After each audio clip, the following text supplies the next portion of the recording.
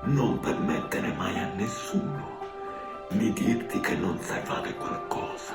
Se hai un sogno, tu lo devi proteggere. Ti svelo una cosa: quando le persone ti dicono che non sai fare qualcosa, lo dicono a te che non lo sai fare. Credimi, purtroppo succede tante volte. E sai una cosa? Nessuno ne esente. Persone che non hanno nemmeno il coraggio di guardarsi allo specchio quando si lavano la faccia al mattino, senza provare un po' di vergogna, e vengono a giudicare te per quello che sai fare. No, non va bene. E sai perché? Perché queste persone sono immerse nella cattiveria, nell'invidia di quello che sei, ma soprattutto sono immersi nei loro problemi esistenziali che non hanno mai risolto, e giudicano te per farti sentire piccolo, inadeguato, come il bambino che sogna di diventare campione di basket. Ora, per spiegarti meglio nel dettaglio, ti racconto un episodio tratto da un noto film. Suo padre gli dice: arriverai forse un giorno allo stesso livello, forse, e allo stesso tempo gli dice anche che tirare al canestro altro non è che tempo sprecato.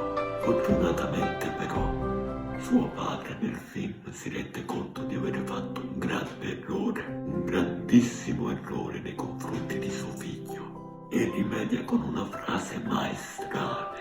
Nella realtà però, bada bene, questo non succede quasi mai.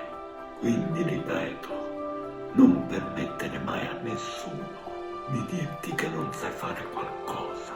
Se hai un sogno, tu lo devi proteggere. E ancora una volta, quando le persone non sanno fare un qualcosa, lo dicono a te che non la sai fare. E sai la cosa più amara? A volte tutto questo è intenzionale, è tutto premeditato. Questo però allo stesso tempo ti mette nelle condizioni di scegliere cosa vuoi fare di questo rapporto, se ne vale la pena di esserci nella vita di qualcuno che non vuole il tuo bene. Questo è intenzionale, è tutto più facile. A volte è un meccanismo messo in atto in maniera inconsapevole. Sai che la persona non lo fa per farti del male, ma anche se te lo fa, e tanto, credimi, lui o lei crede di essere nel giusto, crede che sta facendo quello che è necessario, utile, vero? Ma sai una cosa?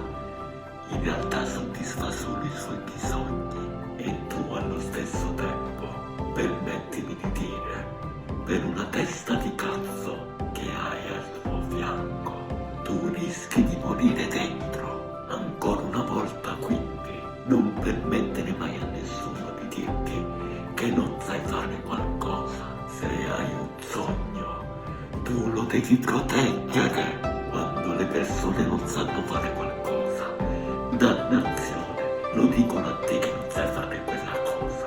Non morire dentro.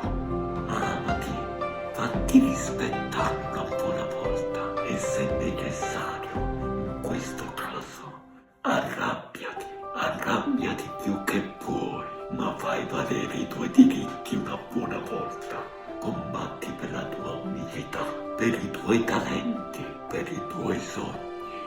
Anche da qui, credi a me, passa la felicità.